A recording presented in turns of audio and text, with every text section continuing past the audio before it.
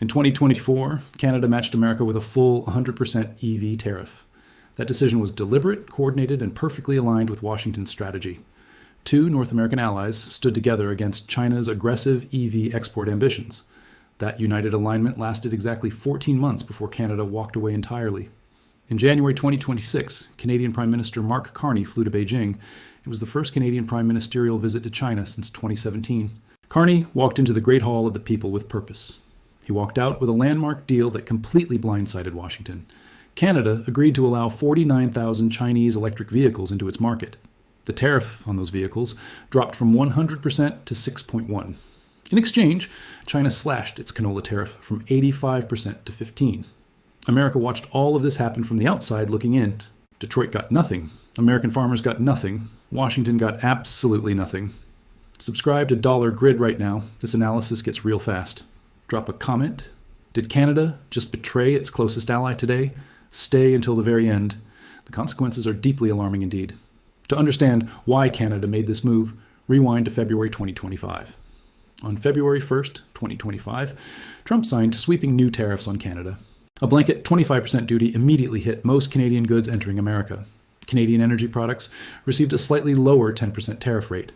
Canada's response was immediate, organized, and deliberately painful for American consumers. Ottawa launched retaliatory tariffs on $30 billion worth of American goods. 3 weeks later, Canada escalated that retaliation to a staggering $155 billion. The trade relationship between America's two closest neighbors was officially broken. Then, in August 2025, Trump raised Canadian tariffs again to 35%. That decision pushed Canada toward a strategic crossroads it could not ignore. Canada's economy is deeply and structurally dependent on American market access historically.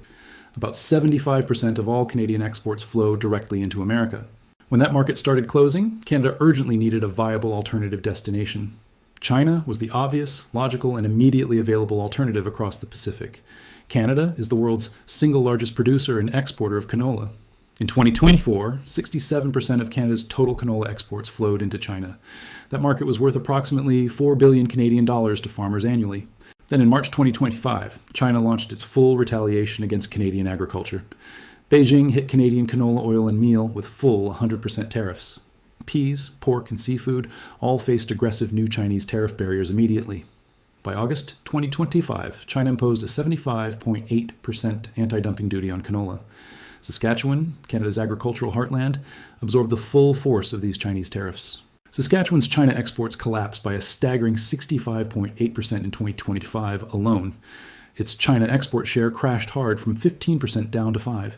Canadian prairie farm families watched their entire income disappear in real time. Canola was not the only victim of this devastating bilateral trade war. Canadian pork exports to China declined sharply following Beijing's March 2025 retaliation. Seafood producers in Atlantic Canada lost significant Chinese market access almost overnight. The human cost of this trade war spread across every Canadian province. Canada simultaneously faced 35% American tariffs and collapsing Chinese agricultural access. Two major trading partners were squeezing Canada from both sides simultaneously. That dual pressure created the political conditions that sent Carney to Beijing. Carney became Canada's prime minister in March 2025, inheriting this economic disaster.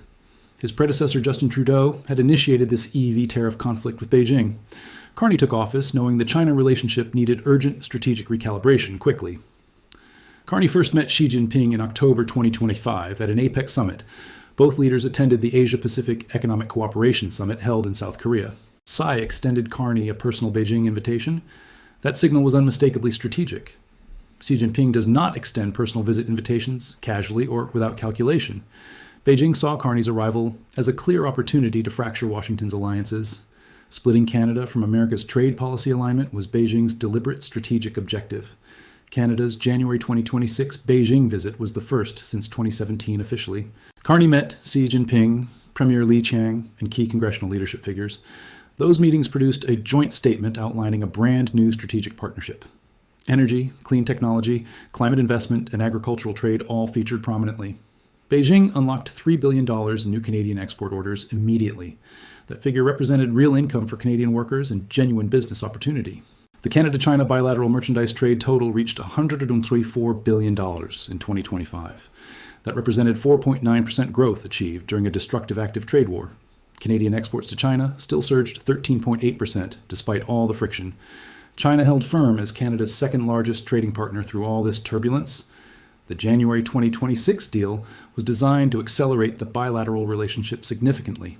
The EV component of this deal deserves very careful, specific attention now. Canada is not an independent major electric vehicle manufacturing hub at all. Its auto industry is deeply and completely integrated into America's manufacturing ecosystem. General Motors, Ford, and Stellantis all operate significant production facilities in Ontario. Many Canadian auto workers produce vehicles sold directly into the American market. Now, 49,000 Chinese EVs enter Canada each year at just 6.1%. These vehicles carry advanced battery technology, competitive pricing, and genuine consumer appeal. BYD and SAIC are not minor manufacturers. They are genuine global giants. BYD surpassed Tesla globally in total plug-in vehicle deliveries during 2024 itself. BYD delivered 4.6 million total vehicles in 2025, an astonishing production scale. Ford's CEO, Jim Farley, publicly called Chinese EVs an existential threat already. Those Chinese EVs are now heading directly to America's doorstep via Canada. No trade policy can stop Americans from knowing what Canadians are driving. The BYD Seagull could reach Canadian buyers potentially priced under $20,000 soon. Compare that to the average American new vehicle price of $48,000 today.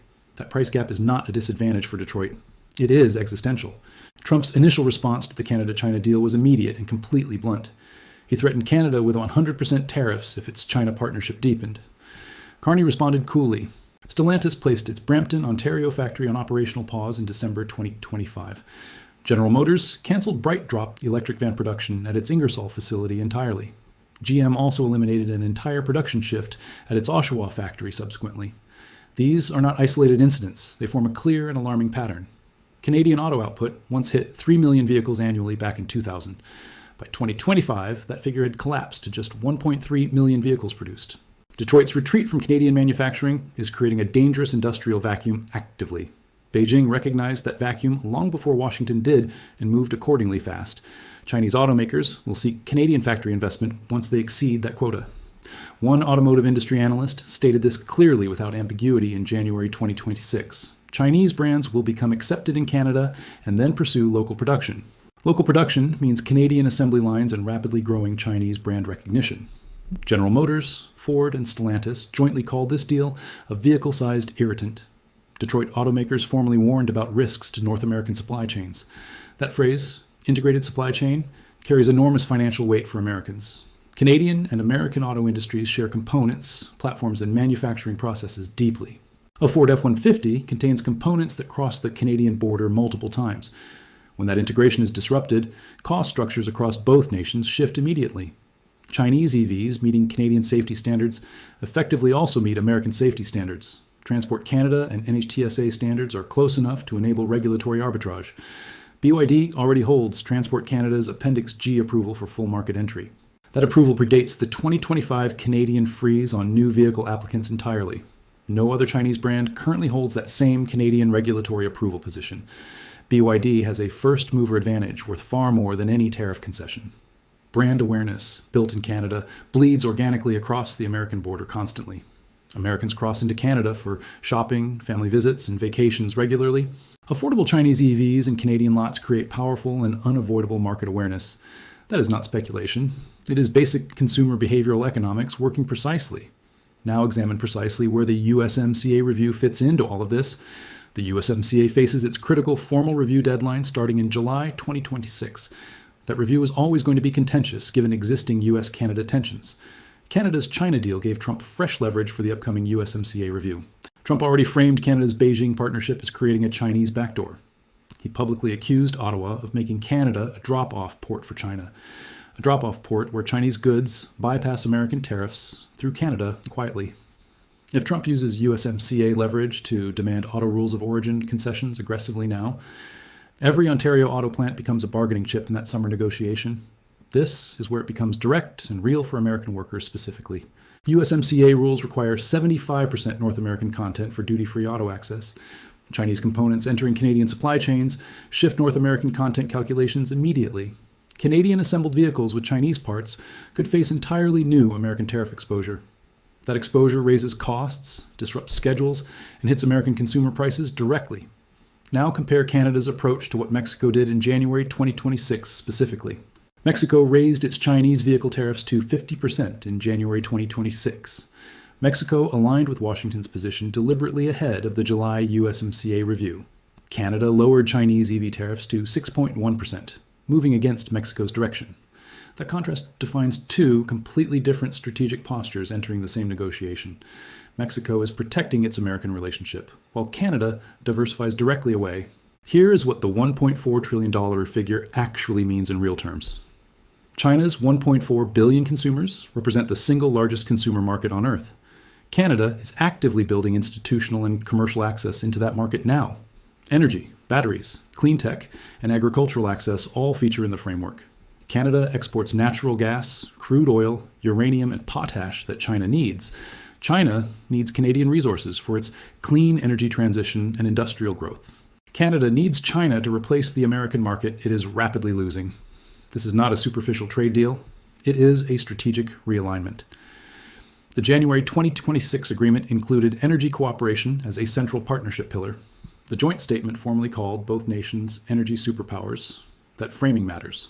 It deliberately positions Canada and China as equals in global energy affairs. Washington has never been comfortable with Canada's independent foreign economic ambitions. For decades, Canada's trade policy essentially tracked American positions on China closely. Mark Carney's Beijing visit definitively ended that era of automatic Canadian alignment. The data reveals how deeply China's grip on Canadian supply chains runs. Even with active tariffs, Canadian imports from China fell only 1.9%. The underlying Chinese supply dependence within Canada barely shifted at all materially. Chinese industrial machinery into Canada grew 14.9% despite active trade hostilities. Auto parts from China rose 9.9% to $3.56 billion in 2025. Tariffs did not break China's deep industrial grip on Canadian supply chains. Those same supply chain links are now formalized through the new partnership. Leverage Washington's tariffs were meant to create has instead transferred to Beijing. That transfer of leverage is the most consequential outcome of this story. Consider what happens when the USMCA review hits a genuinely contested impasse. Canada now has a real alternative partner to point toward in negotiations. That alternative had no real credibility before January 16, 2026 at all. Today it does, and every American negotiator entering that room knows it. For ordinary Americans, the consequences run through supply chains into household budgets. More expensive Canadian goods mean costlier components across American manufacturing chains entirely. Those costs travel downstream directly into prices Americans pay for everyday goods. The 2026 tariff burden on American households has been estimated at $1,500. Canada-specific supply chain disruption adds compounding cost pressure on top of that. Every additional manufacturing cost percentage gets passed directly to American consumers eventually. This is not academic theory. This is supply chain economics in practice. The Canada-China story is ultimately a story about American strategic overextension. Washington applied maximum economic pressure to China and Canada simultaneously throughout 2025. Beijing and Ottawa each independently found the same solution, each other. America created the very Canada-China partnership it was trying to